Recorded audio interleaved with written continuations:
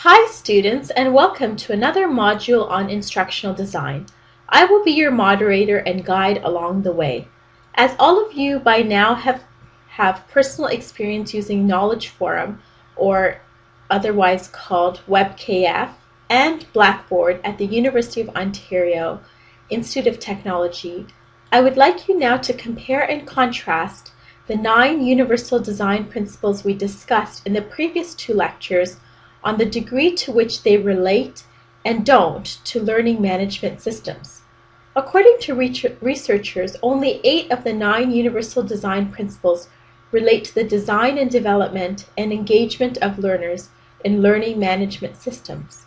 In this lecture, we will review the 8 universal design principles and evaluate them against our own experience with WebKF and Blackboard, comparing and contrasting the 2 platforms with the 8 principles. Analysis questions.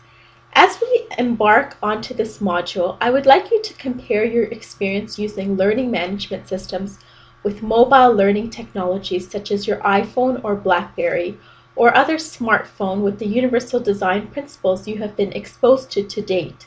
Should universal design principles be differentiated for different e-learning technologies such as learning management systems and mobile learning? Why or why not?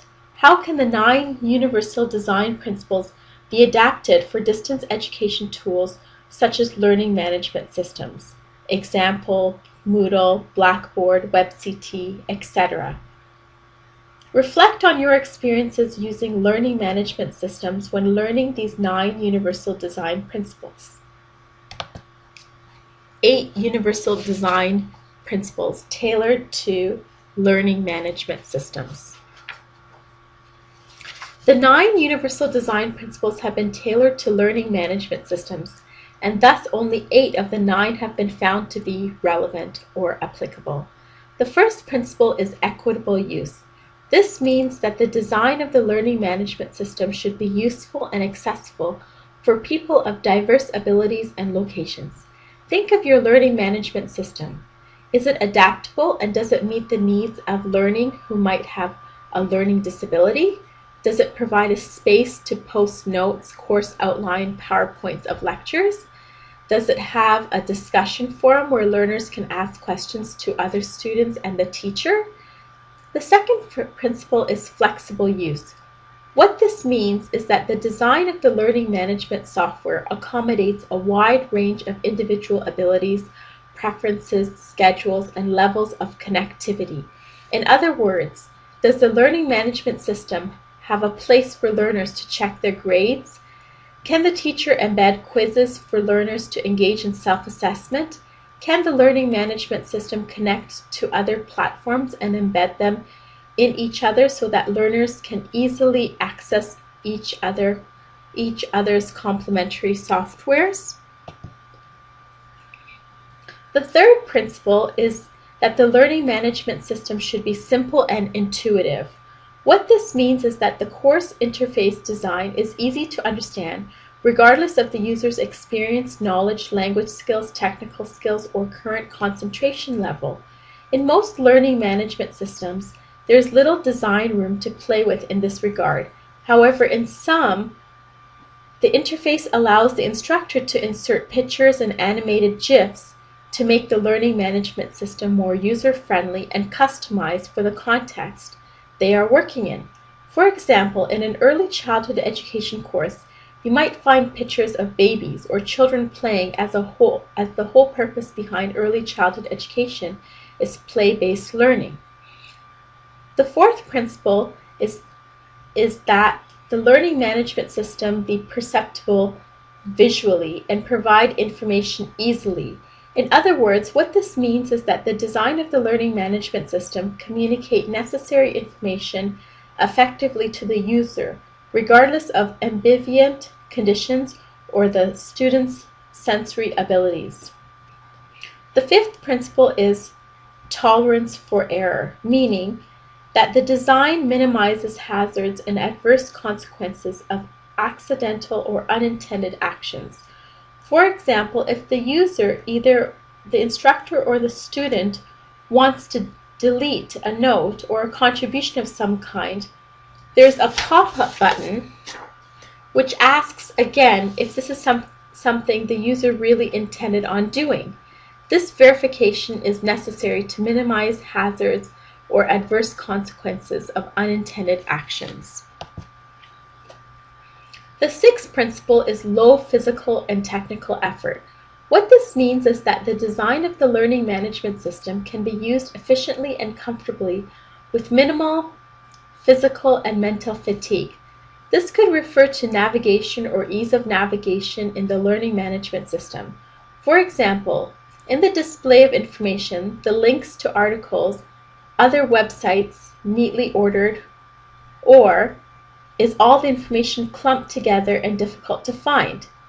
This also refers to the natural organization of the software, which permits its users to neatly organize all the course materials into a coherent and easy to find manner.